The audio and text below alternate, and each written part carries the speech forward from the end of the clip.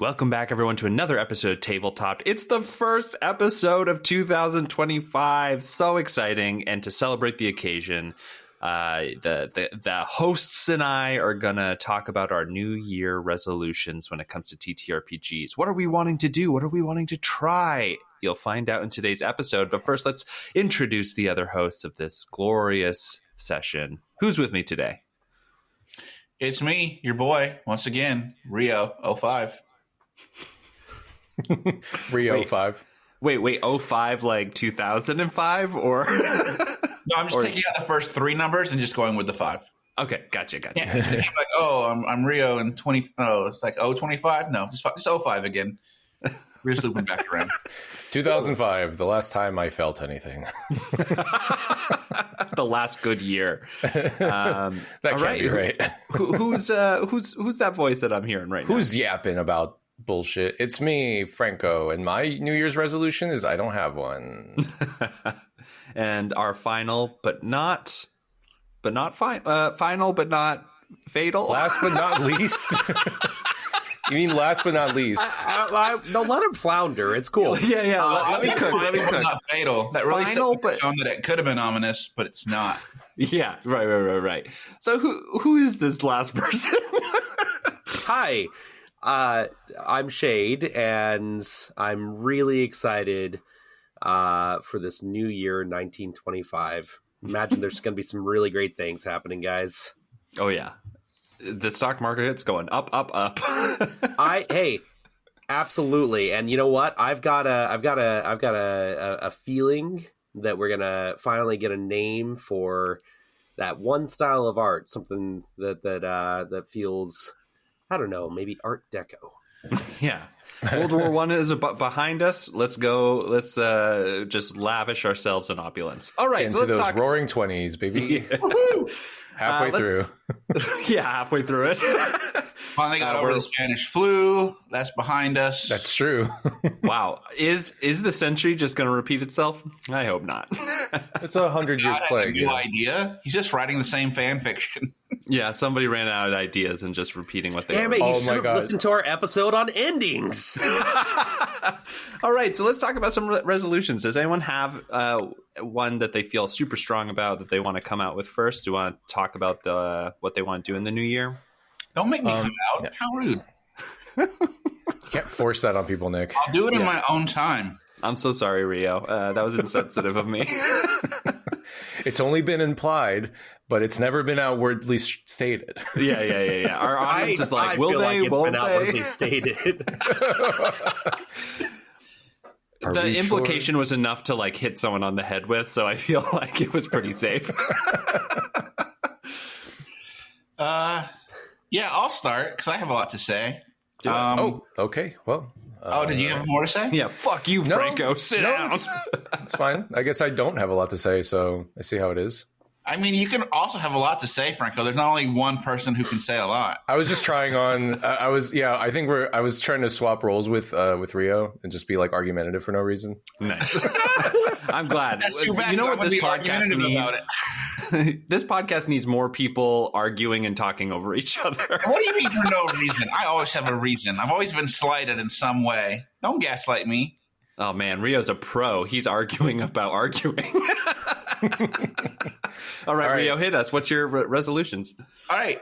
So my New Year's resolution in the gamosphere is to end my hiatus about playing RPGs. Oh, hell yeah. Welcome style. back to the wonderful world of TTRPGs, Rio. Yeah, I've got my first session of the new year scheduled with everyone in this room. Do you want to tell folks about what system you're running in and what it's like? So for my Christmas birthday, a close personal friend of mine, who I won't shout out because I know he likes to keep his privacy, bought me the Fallout RPG from Morphidius Publications. Mophidius. Not less Fidius, Mophidius. Mophidius, no problems. I'm going to start playing in the Fallout universe. Going to do some D20s times 5 and a weird rules play of all 6s and 20s, nothing else. What made you want to run Fallout? Just because it's a new game that you wanted to try, or was it like you just love the Fallout universe? What's the draw? Yeah, it was the first draw was Fallout, the series, the canon, the dystopian nightmare of a radiation wasteland. I was like, yeah, let's bring that into the forefront of my thoughts and dreams. Are you running a self-created module, or are you running a? I'm running a self-created module. It's called Vault 84. It takes place in Macon, Georgia. And I'll do my best to make the Georgia map, because they haven't used that in any of the Real Worlds games. They've always been in California or New England. So I was like, let me go to the South. I used to live there. Yeah, I offered Rio a gigantic map of Georgia, and he refused it. I don't know why. It was 7 feet long and 4 feet wide. Yeah, I did accept it originally. I think it was seeing it that we should context that. No, I'm playing around, but I think it'd be really cool to play on that map.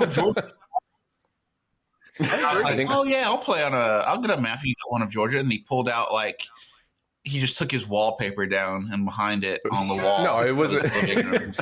It's like a. It's to scale. I mean, everything's to scale. Move his bed. What the fuck does that mean? So 1:1 scale. The map it's like a. Oh man, that's like a rabbit hole. What is the map? What is a what? Rabbit holes. So I have this. I got this map from the last place where I lived.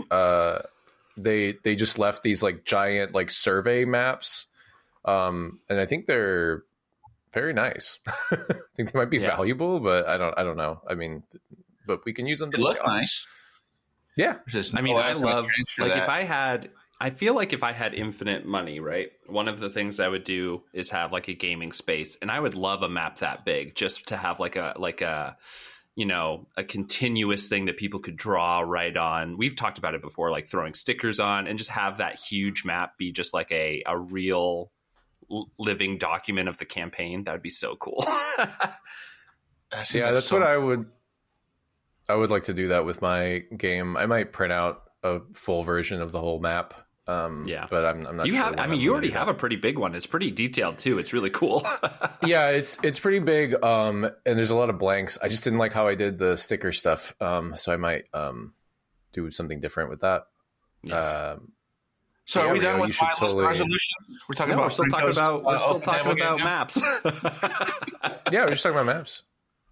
But Rio, it sounds like you want to say your next resolution, or do you want to continue talking about Vault 84? Because you just talked a little bit about how you're making that module.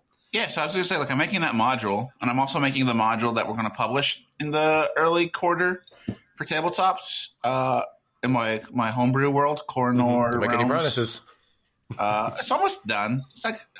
It's got a week's worth more of work. Oh my God, you can't say that. I can say anything I want.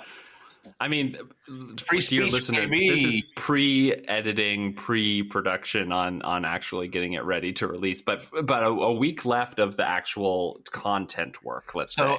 Fun fact, it's actually the end of 2022 right now as we're recording. So we've had a year since you have listened to this. So if we didn't get to it, oof. Yeah, all those jokes at the beginning that were super time specific are super out of context.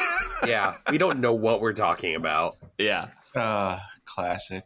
Yeah, so I'm getting the Fallout Dystopian Universe rulebook that will also help me write my Wrathfall Coronor lands that takes place after the Necromancer War, where the whole world is just covered in death magic, which is like radiation, I think, in a way, if you squint your eyes and don't think too hard.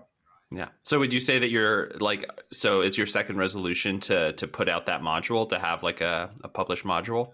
Yeah. Cool. Going to play the Fallout game. I'm going to run my Fallout homebrew. And I'm just going to stay away from 5th edition this year. I'm going to really try to focus on the score plus of other RPGs out in the gamosphere. Nice. Score plus. I think there's more than that. Yeah, like a score and then plus whatever else is out there. I mean, it's all the same thing when you get down the to plus is doing a lot of heavy lifting. But the plus does a lot of CrossFit. I'll be reductive. Yeah. It's all the same fucking game. It's not true, but that's fine.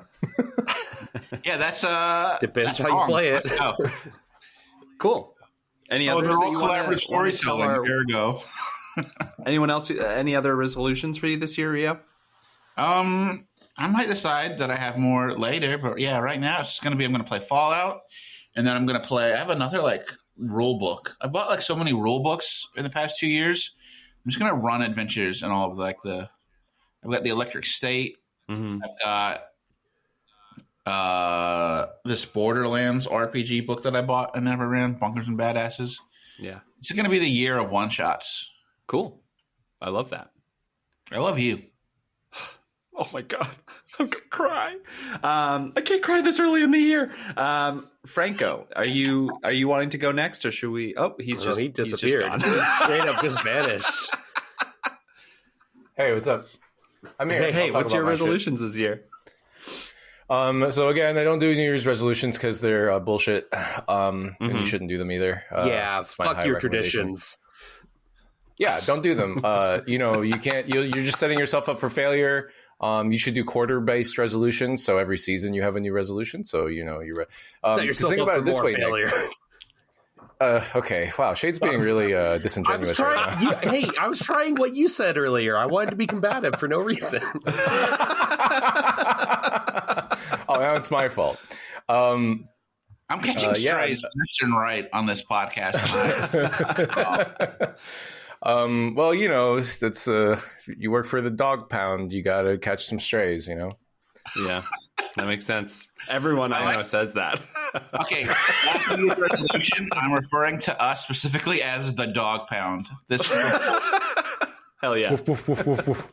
Woof, woof. My boys of the dog pound. Okay, next on the docket, we got Franco. Franco, what are your TTRPG New Year's resolutions?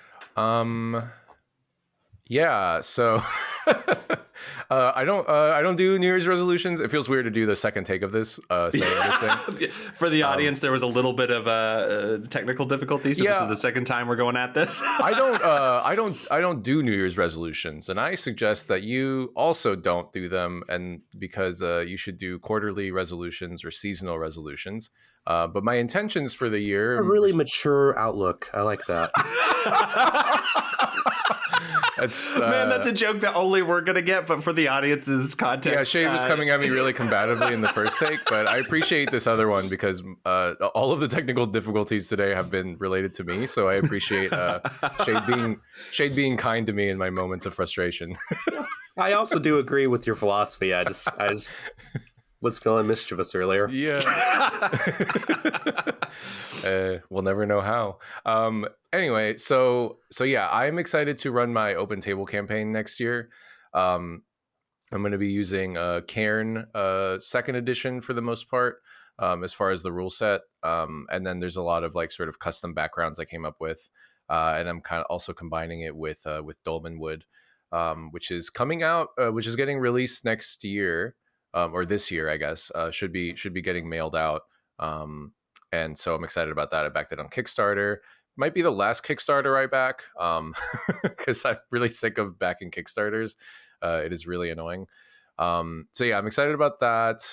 Mythic Bastion Land is going to be really fucking cool. That's also coming out in the new year. That's another sort of Into the Odd, which is the basis of Cairn, that system. It's got Arthurian vibes and stuff, and I'm probably not going to buy it. But a lot of the ideas in it kind of inspired some mild changes that I made to my at-home Cairn hack.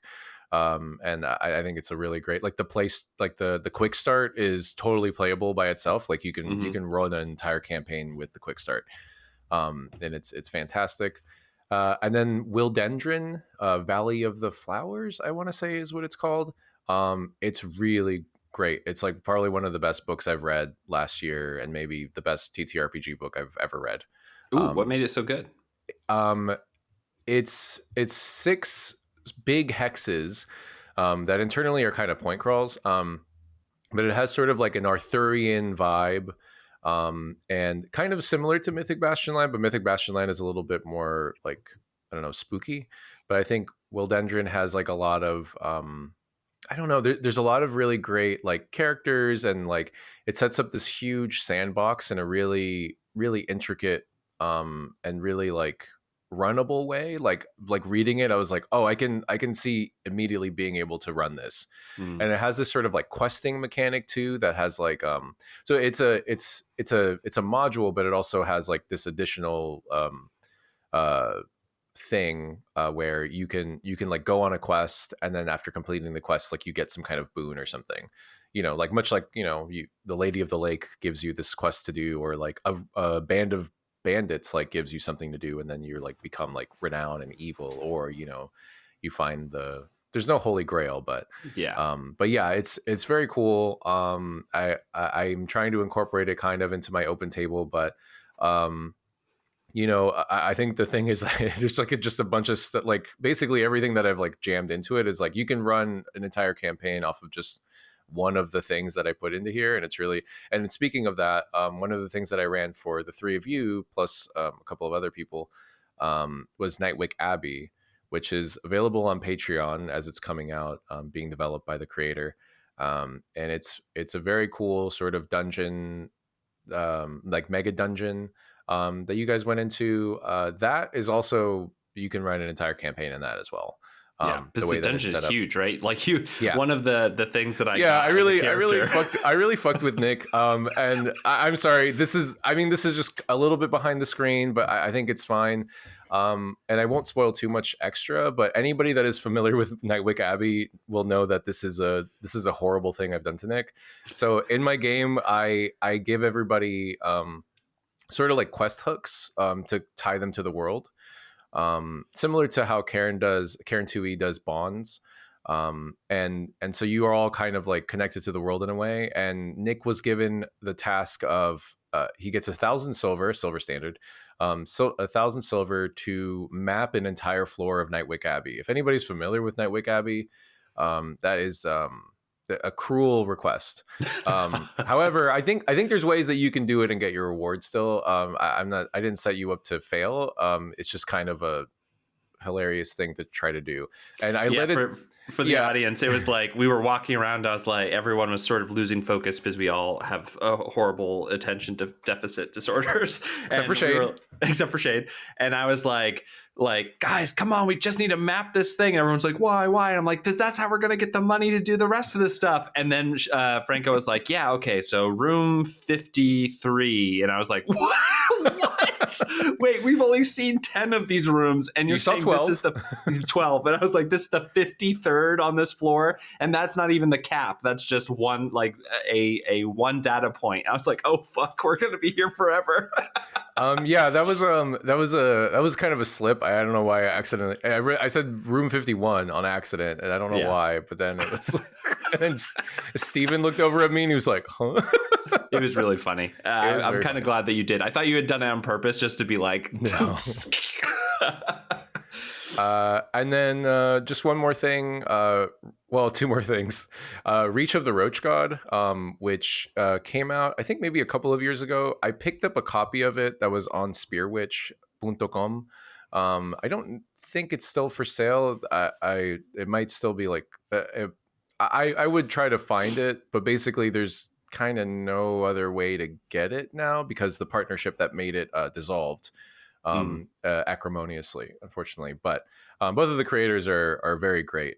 They've since put out like more stuff, and I highly encourage anybody to seek them out. Mung Kao and Zedek Su are the creators. And yeah, Reach of the Roach God is also another book where it's like 3 adventures, and it's set in sort of a Southeast Asia milieu, and it's just about like a bunch of roach monsters and shit. And there's like basically 3 adventures in there that you can go through with the players, and they're just set up really beautifully.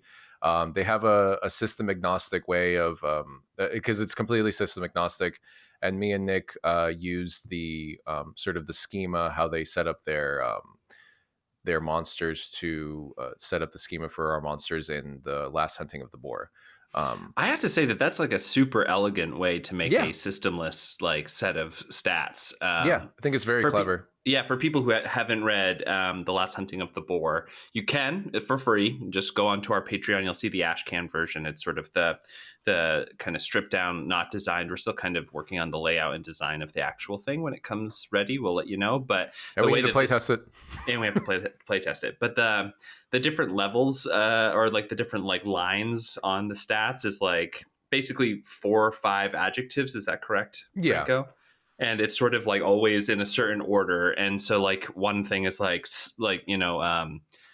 mortal or standard or something, which means that this monster is not going to be some crazy mythic like Hydra. It's going to be something that a person can deal with, kind of thing. Yeah. And then it kind of goes to what they use weapons wise and skills that they have. And then there's like also armor stuff on there too. So basically you can translate it into whatever you want based on the kind of averages of the system that you're working in. I just think that's so cool. Like what a great way to make something super accessible to all the different systems.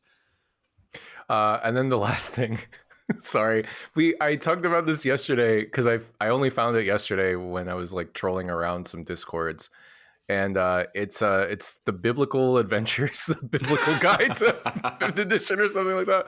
It's basically like a biblical setting, first century AD, in the time of Jesus, and I'm just like, what is this? This is fascinating. You have just outlined 2 awful things in my purview of roaches as like the primary, and then Jesus. I wonder, like, I was thinking about this a lot last night about like I haven't really seen a whole lot of overlap between these. I guess there's like a lot in like historical wargaming and stuff like, but that's more like Roman rather than sort of like biblical era stuff. But I wonder if it's just like, you know how like the Bible is the best selling book for, however many years running. It's like, maybe this is just a cash grab. And someone's like, what if we just made a setting to sell it? I read the Kickstarter and they seem pretty earnest, and not in like a shitty way either. No, they're not like proselytizing or anything. They're just like really sincerely want to play in. Yeah, they do. And you know what? Because hey, look, I used to be an archaeologist. I have religious backgrounds. I knew a lot of people who were, in all of that, and have excavated with religiously minded archaeologists. Like they're excavating to prove the Bible is like the idea of their work, which, from a scientific standpoint, maybe not quite the right scientific method, but whatever. So don't you always want to start with an end in mind? I mean, you know what? Yeah, that's first rule of science, right? It's sure. I mean, you do have to have a hypothesis. So anyway, and if the Theo is anyway, so I will say, looking at the Kickstarter was impressed with the fact it wasn't, at least it wasn't whitewashed. Yeah. I saw that and I was like, oh shit. Okay. So they actually did go through, and it looked like the kind of art that I would see in some of the professionally made, like, I used to teach Masoretic Hebrew. I used to teach Koine Greek. And it looked like art that I would find in the books associated with like learning those languages. And I was like, hey, that's pretty cool. Or with, any ancient religious study thing that was a little more academic and less preachy. So I mean, I'll give them that. They definitely have an earnestness about them. I think that there is a kind of a disconnect that I have with like, because there's definitely a line, right, that in the Kickstarter says like, or in the book maybe says like, I mean, your players may want to kill Jesus, and that's great because Jesus is supposed to die. And it's like, whoa, oh boy, I don't know. Maybe I don't understand. It was. I don't know. It was funny that we were talking in the Discord just like a little bit about it, and I was like, "Oh, it would be like very funny to make a campaign in this setting that's like the devil sending the adventure party to like kill Jesus or save Jesus or whatever." So to save Jesus, so he never ascends. It's like Jeebus.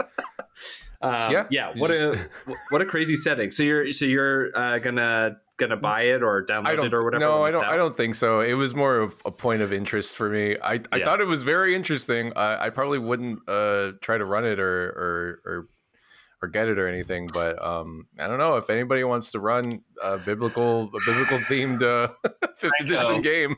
I think it'll be really interesting. Yeah, I would play that campaign, but I would not purchase it or try to like run it.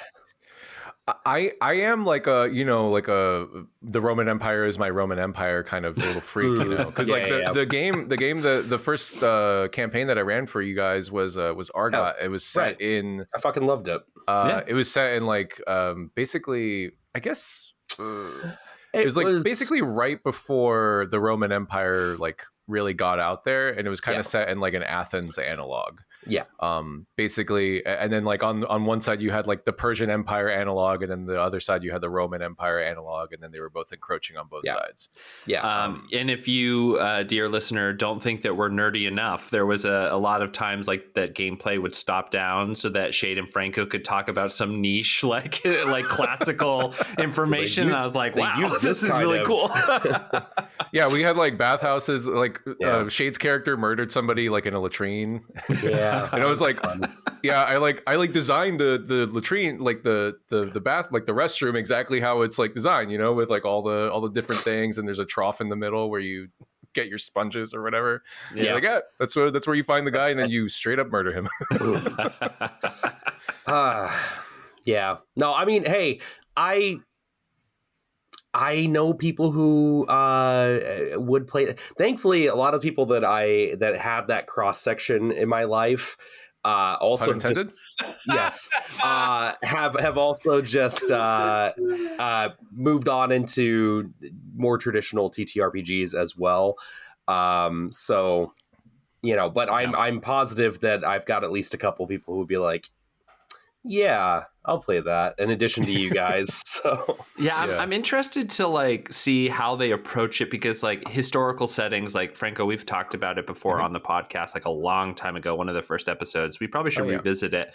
But like creating a historical setting is really interesting, because it's like, how close do you hold to it? Like, what do you take out of it to make the sort of like, especially for like a D&D supplement, like how do you make the magic? Is it all going to be via like divinity? Like how is this going to like track? And then like how does that fit into like people's understanding of the real world? So I'd be really interested in like looking at it from that perspective to see like how somebody went about creating a historically based setting, sort of. Fucking based.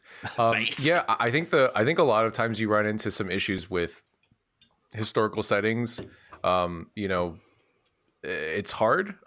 Actually, a book that Shade got me for Secret Santa, Rosewood Abbey, I think it's called. I just read it. It's very cool.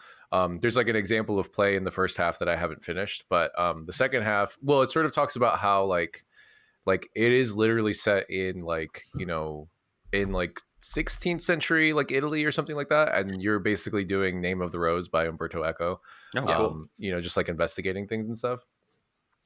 So I think that type of thing, in the book, it sort of says like, hey, like you don't have to go to Wikipedia and like look everything up all the time. Just like have a shared assumption of what you think like this era was probably like, so you don't have to like get kind of bogged down in all the historical minutia. So you can just play. Yeah, right? That makes sense. I think there's a real balance to be struck there. And then the other thing that I have to say about historical play, right, is like a lot of people get sort of caught up in like, that's not what it would have been like, or like they have complete like utter misconceptions of like how the world even was.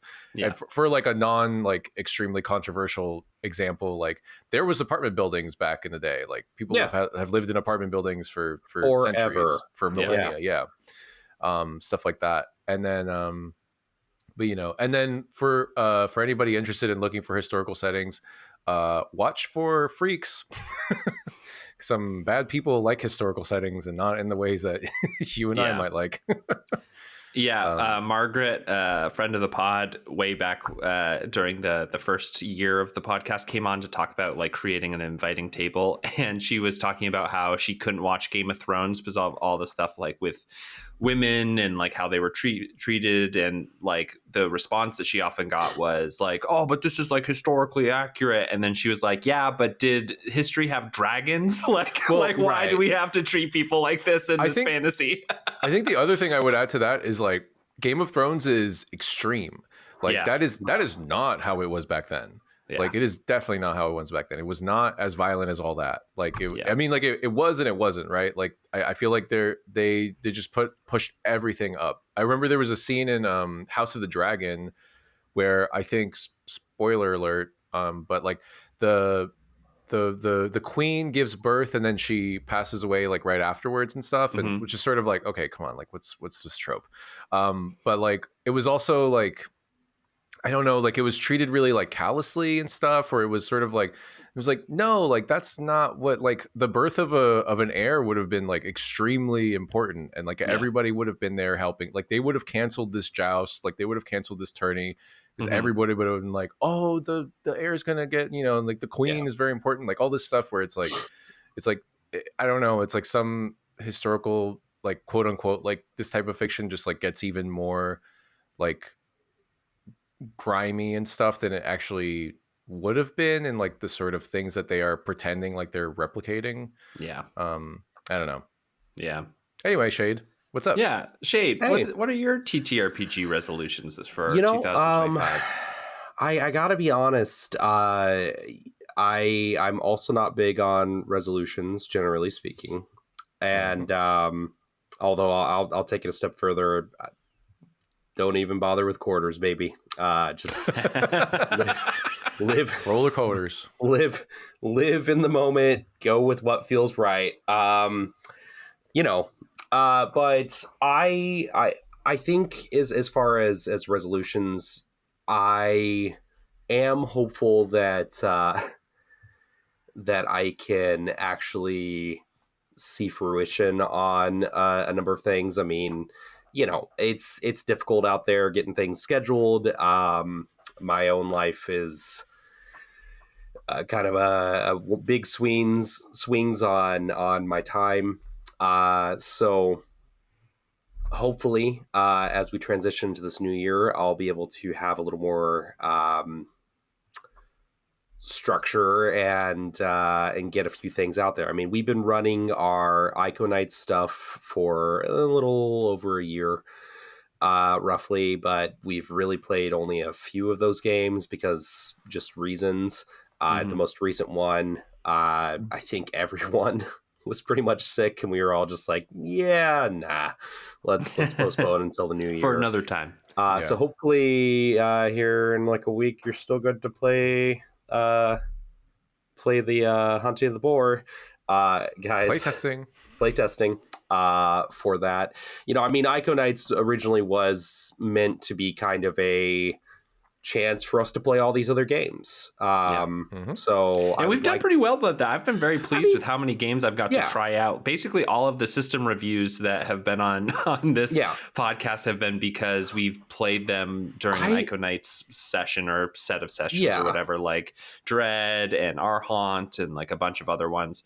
Mothership. I would say, we did about 30 to, or so about a quarter to 50% of what I wanted to achieve in a year span, which is hey, that's not too bad considering we're adults past our 30s. I thought you were going to say past our bedtime. Past our bedtime. We're adults past our bedtime. Sometimes that is true. Ain't that the truth? But yeah, I would like to see more of that. I also, certainly have a number of, because there's another element to that particular game, and then any game I'm running, I would like to just kind of see storylines begin to kind of button up and have good payouts or payoffs rather. We're slowly kind of unfurling things here and there. And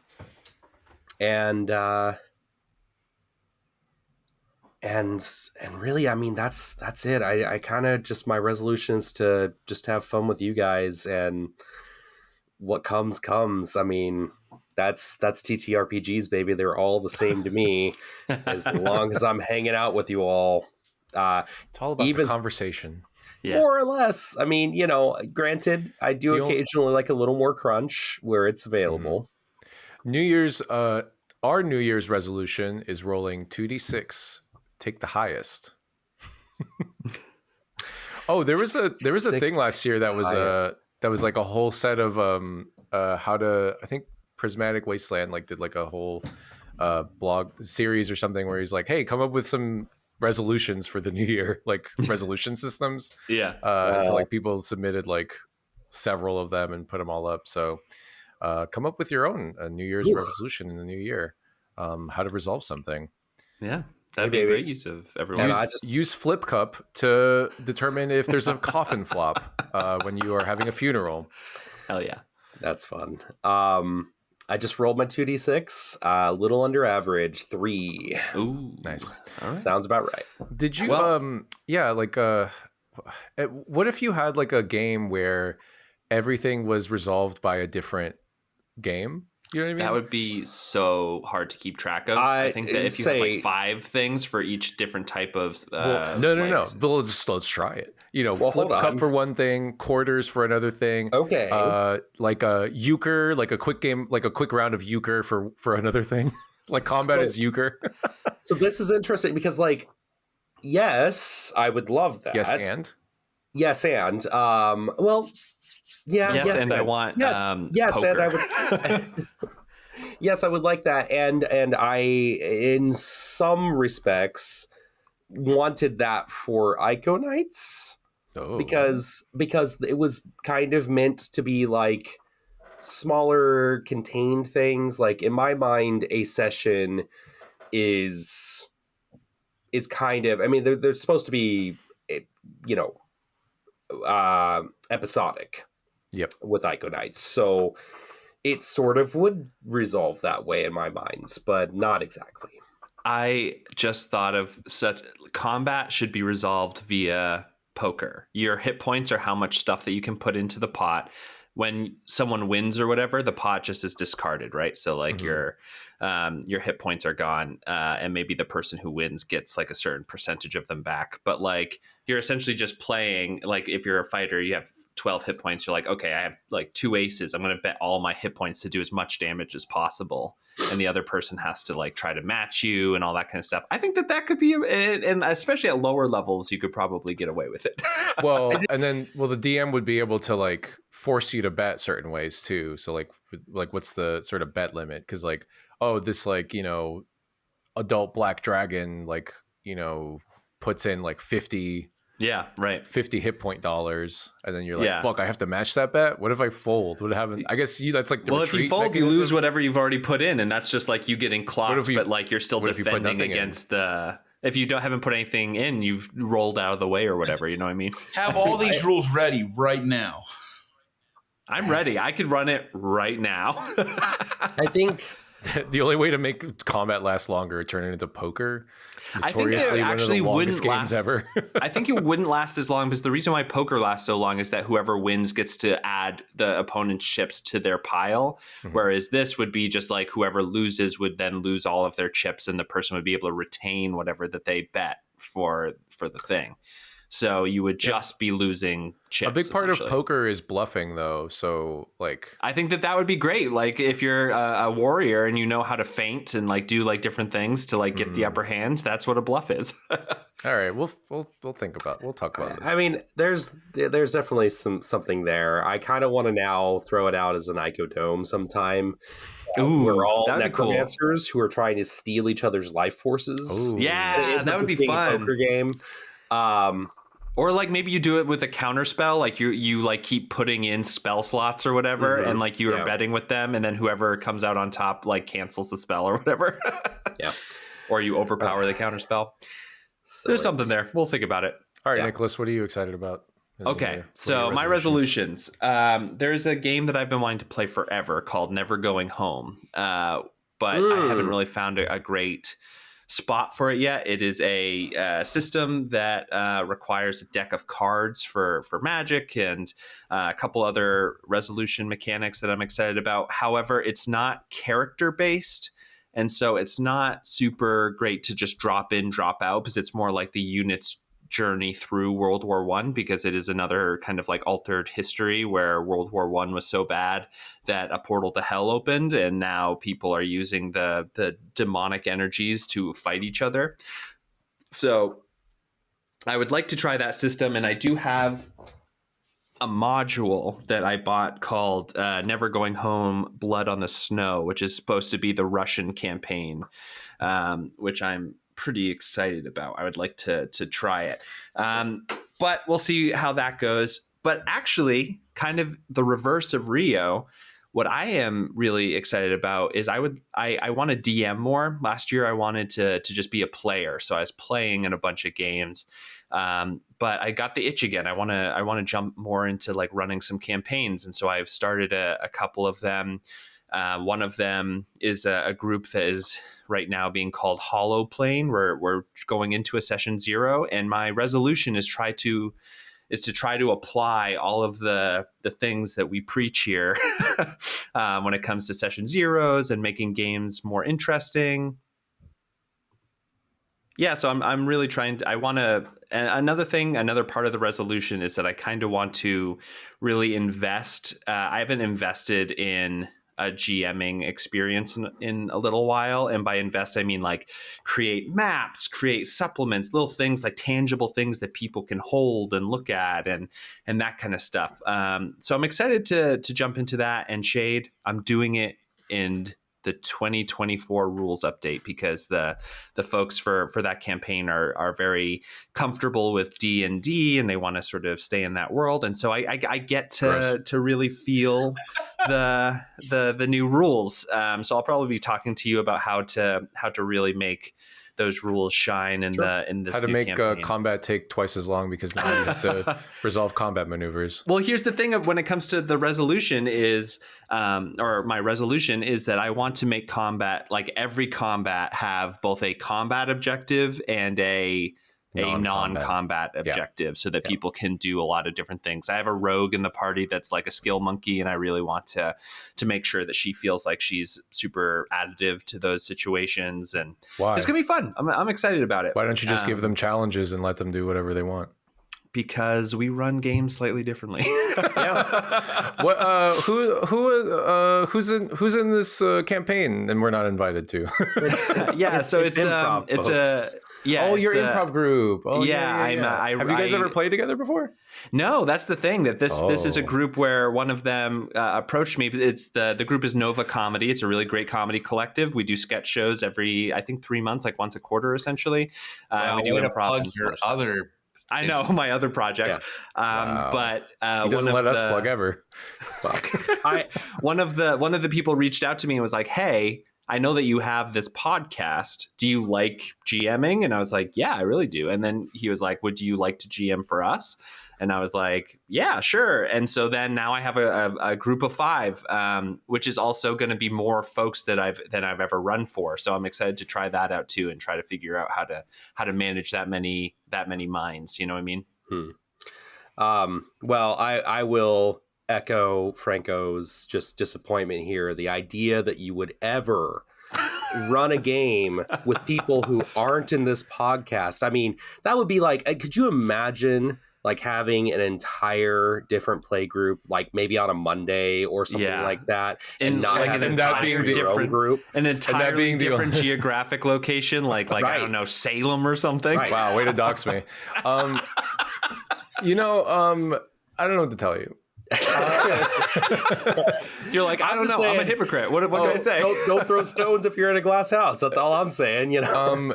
Where else would I throw them? My house is only made of glass. So Nick, step outside your house. Never. So Nick, one thing that I will recommend with large groups like that, or large quote unquote, the largest group that the largest I would call our group the 8-person group that we have jumbo size. I would call a 5-person 5-person, which is also my Salem game, is 5 people. I would call that large. For a large group, I recommend never ending in a place that has any kind of requirement for somebody else to be there. Absolute nightmare. And that definitely can happen.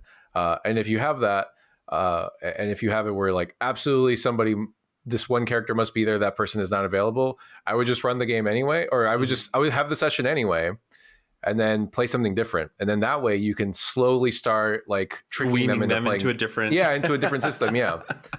I think, I mean, I will say that's all very good advice. I do agree with it. I really do want to talk about like, I think this is maybe my resolution for the year. I've come to the decision that they're all just the fucking same thing. And I think that's a really cool thing that we should totally talk about and explore as an episode. Yeah, I think that would be perhaps another episode this month. We'll find out. Yeah. We'll see. But another resolution or another campaign that I'm going to be running is so we have a lethal group. So I've talked about it a few times. Friend of the pod, Mac, has been GMing that one for a while. We started in D&D because that group was also very comfortable with D&D, and it was like a highly lethal campaign. Super fun. I was able to take some really big character swings, had a good time.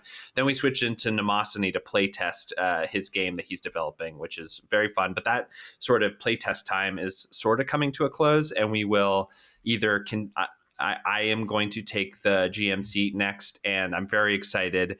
I'm going to run it in either Masks, which is a Powered by the Apocalypse game for like superheroes. Or I'm going to keep it in Mnemosiny because it'll be a good sort of test on how that can go without the sort of like the book setting. So I'm excited to try that out too. Yeah, totally do that. I think that'd be cool. And so those are my main resolutions, is to try Never Going Home and run these 2 campaigns. And then, I'm excited to get my feet wet so I can pretend like I'm still an expert in the new rule set of D&D. And I'm also excited to see if at all, the changes affect gameplay. I don't really, from what we've talked about, it sounds like a lot of it's just sort of making things into choosable actions that the players can do rather than some other stuff. So I'm sort of hoping that I don't have to relearn anything, but no, you really don't need to. It's nothing too wild. There's some small minor changes that you can totally ignore. Yep. Yeah, that's true. But so I'm excited to try to put into practice all of the different things that we talk about and to get some ideas from y'all. So I'll maybe pop in on some wild magics and stuff and kind of tell how it's going, because I think it's going to be a fun way for me to put into practice a lot of the theoretical concepts that we talk about sometimes. Make sure you discourage your players to join the Patreon so they never know. Do not give this podcast money.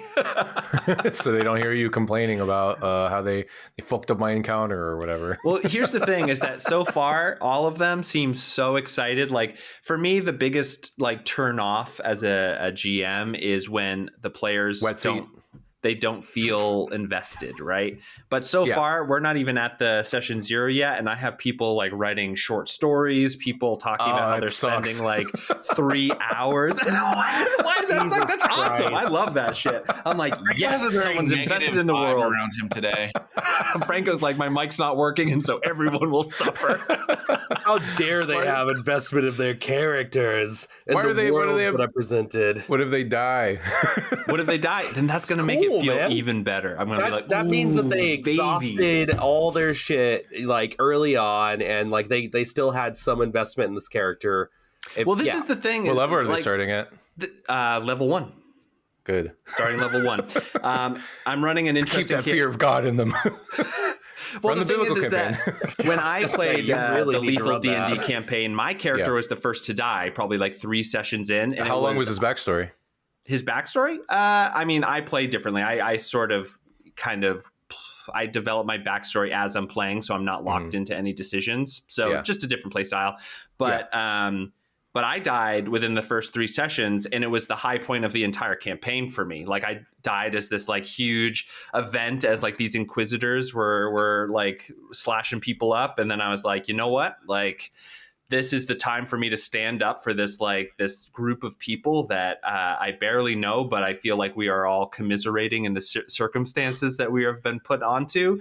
I was chainsawed in half, and then I was like, you know what? That was the best thing ever. The GM, Mac, also, he did what we always talk about, where he was like, as your eyes start to, like, your vision starts to close, the darkness starts to close in, you hear this hammer hitting metal, and you look up and you see your father at the forge that he hasn't had in years, and he looks at you and says, I'm proud of you, son, or whatever it was. And then, like, I died, and I was like, fuck yeah, that's awesome. That's so cool. Like, wait, my choices were yes-anded. It was great. That's cool. Can you tell us anything about the campaign that you're going to run at all, or? Yeah. So I'm playing this campaign. It's set in a place called Hollow Plane, where 500 years ago, a wizard called the Martyr Wizard wished for the ability for iron to nullify magic. So the ruling class of wizards were then overthrown by, like, the sort of militaries that they were keeping to oppress the people. However, it has not switched into, like, an egalitarian great place. It's just switched to now the ruling class are the strongest martial people, the ones that have the most martial might. The campaign is going to be set in this place called Hollow Plane, which is a mountain, and the inside of the mountain is hollowed out. And it is based on your economic class. You're either towards the top of the mountain or you're at the bottom of the mountain in the trample, which is by the feet of this giant statue of the Martyr Wizard. So they're all going to start in the trample as people who are sort of scraping by, and we'll see where the world takes them. That sounds really cool. Yeah, it's a cool setting, right? I would like to apologize to your players who wrote short stories about their characters. I think that's totally fine and cool. I was just being, I'm so sorry. I'm very sorry. I was being, like just a little jerk. This is my persona on this podcast. I don't know what that means. I promise. Yeah, but I'm really excited. The main thing that I'm interested in, though, is like, so I did what Rio once suggested and sent out a sort of before session 0 quick, like, what are you interested in? How comfortable are you with D&D? How lethal would you want this campaign? Like, all that kind of stuff. And people are like, we want it grim. We want it R-rated. We don't want to die all the time. And I was like, ooh, I don't know how I'm going to square those circles. But at the same time, we're going to see. They all seem very open to, like, I want our choices to catch up with us. Like, I want it to matter. Yes, Shade? So grim and R-rated, and you don't want them to die all the time. Everyone else is dying all the time. That's exactly. It's like, and no NPC will survive. Every fucking everything. Yeah, I mean, by the time this comes out, we'll have already done our session 0. But my idea for the session 0 is that I'm going to give them all basically a big problem. Like, for example, one of them, the rogue, is part of sort of like a thief family, kind of like Bill Stabham's, actually. But my thing is that the law has caught up and has captured one of her family members and is demanding sort of a bribe for her to be released. And they're like, I don't know what to do. And basically all of the characters are going to have something similar where they're just placed in a financial burden, and then they're going to get an option of a job where someone's going to ask them, hey, do you want to go steal some of this iron that we've figured out the location of? And the stealing or holding of iron is a capital offense. So they're going to immediately be put into a situation where they have to maybe get this iron to sell to pay off all of these problems that they have just to start with. But then what will come out of that? I don't know. What if they don't want to break the law to do that? I mean, then they can let their family or friends die.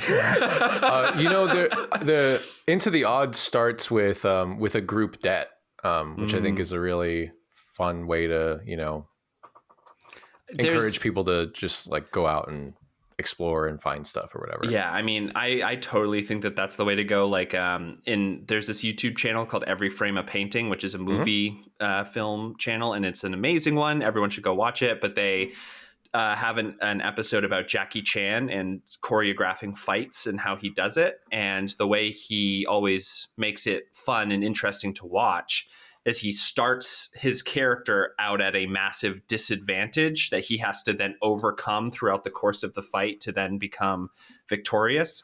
And it just makes it more interesting for the audience to watch. He gets to be more creative in how he fights, all that kind of thing. And I think that that's how I like to start campaigns, putting everyone at a huge disadvantage that they have to work their way out of. You know what I mean? Yeah. Yeah. Sick. Well, I'll definitely we'll do some updates on our resolutions as the year goes by. But thank you all for listening to Tabletopped over the past year. It has been such a pleasure to continue doing this podcast.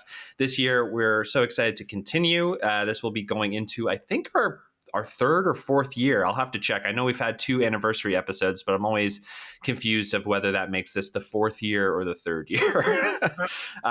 We'll never know. There's no way to know. There is no way to know, really. But I'm excited to bring you guys some new stuff. And if you want to hear us talk about anything specific, review any specific systems, talk about specific topics, then go to our website, tabletoppedpod.com, and send us a message. We would love to talk about the stuff that you guys are interested in. Thank you all, and goodbye. Bye. Bye. Later.